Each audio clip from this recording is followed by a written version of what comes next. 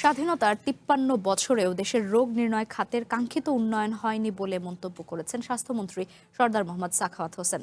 রোববার সিনেট ভবনে এক আন্তর্জাতিক সম্মেলনে তিনি বলেন, উন্নত দেশের মতো চিকিৎসা সেবা দিতে না পারা দুঃখজনক। স্বাস্থ্যসেবা বিকেন্দ্রীকরণ করে জনগণের দোরগোড়ায় পৌঁছে দিতে সরকার কাজ করছে বলে জানিয়েছেন মন্ত্রী। ভবিষ্যৎ হোক নিরাপদ, বিনিয়োগ হোক বিশ্বস্ত, আর আমার পছন্দ সল্ট বে। ওয়েলকাম টু সল্ট বে। রবিবার ঢাকা বিশ্ববিদ্যালয়ের সিনেট ভবনে আয়োজিত হয় নিম্ন ও মধ্যম আয়ের দেশগুলোতে স্বাস্থ্যসেবার জন্য উপযুক্ত প্রযুক্তি বিষয়ক আন্তর্জাতিক সম্মেলন। সভায় অংশ নেন গবেষক, চিকিৎসক, প্রকৌশলী, বিশ্ববিদ্যালয়ের শিক্ষক, শিক্ষার্থী এবং স্বাস্থ্য প্রযুক্তি উদ্যোক্তা। সভায় প্রধান অতিথি ছিলেন স্বাস্থ্যমন্ত্রী সরদার মোহাম্মদ সাখাওয়াত হোসেন। দেশের প্যাথোলজি বা রোগ নির্ণয় খাত নিয়ে তিনি হতাশা জানান। বলেন, স্বাধীনতার ৫৩ বছর পর এটি কোনোভাবেই কাঙ্ক্ষিত নয়। স্বাধীনতার ৫৩ বছরেও জাতিকে উন্নত দেশের মতো চিকিৎসা সেবা দিতে না পারা খুবই দুঃখজনক।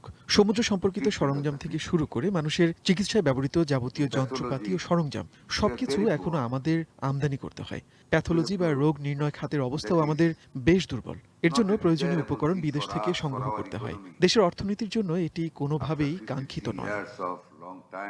এদিকে দুপুরে রাজধানীর আগারগাঁওয়ে নিউরোসায়েন্স হাসপাতালের এক্সটেনশন ভবন পরিদর্শন শেষে আলোচনা সভায় যোগ দেন স্বাস্থ্যমন্ত্রী ও প্রতিমন্ত্রী। স্বাস্থ্যসেবাকে বিকেন্দ্রীকরণের কথা জানান প্রতিমন্ত্রী এম এ মুহিত। আর স্বাস্থ্যমন্ত্রী জানান, ডেঙ্গি মোকাবিলায় ২ মাস আগে থেকেই প্রস্তুতি নিয়েছে সরকার। মাননীয় প্রধানমন্ত্রী জনাব তারেক রহমান স্বাস্থ্য খাতকে সর্বাধিক গুরুত্ব দিয়েছেন। স্বাস্থ্য ব্যবস্থা যেন সকলের জন্য সমানভাবে একই ধরনের ক্লিনিক্যাল সার্ভিস যেন আমরা দিতে পারি, ধনী গরিব নির্বিশেষে। এবং সেই লক্ষ্য অর্জন করতে হলে এই ২০ কোটি মানুষের দেশে শুধু একটা মাত্র ন্যাশনাল ইনস্টিটিউট অফ নিউরোসায়েন্স অবশ্যই যথেষ্ট নয়।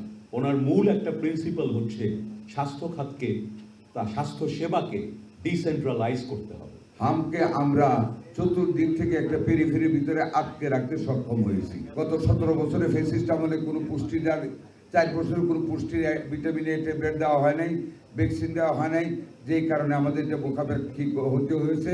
আর ডেঙ্গুর ব্যাপারে আপনারা জানেন, আমরা গত ২ মাস যাবতীয় আমরা প্রস্তুতি নিচ্ছি। এ সময় স্বাস্থ্যমন্ত্রী জানান, আগামী ১৫ আগস্ট নিউরোসায়েন্স হাসপাতালের সম্প্রসারিত ভবনের উদ্বোধন করবেন প্রধানমন্ত্রী তারেক রহমান। আপনারা সুন্দরভাবে সবকিছু গুছিয়ে রাখবেন। সুকন্যা আমির, ওয়ান নিউজ, ঢাকা।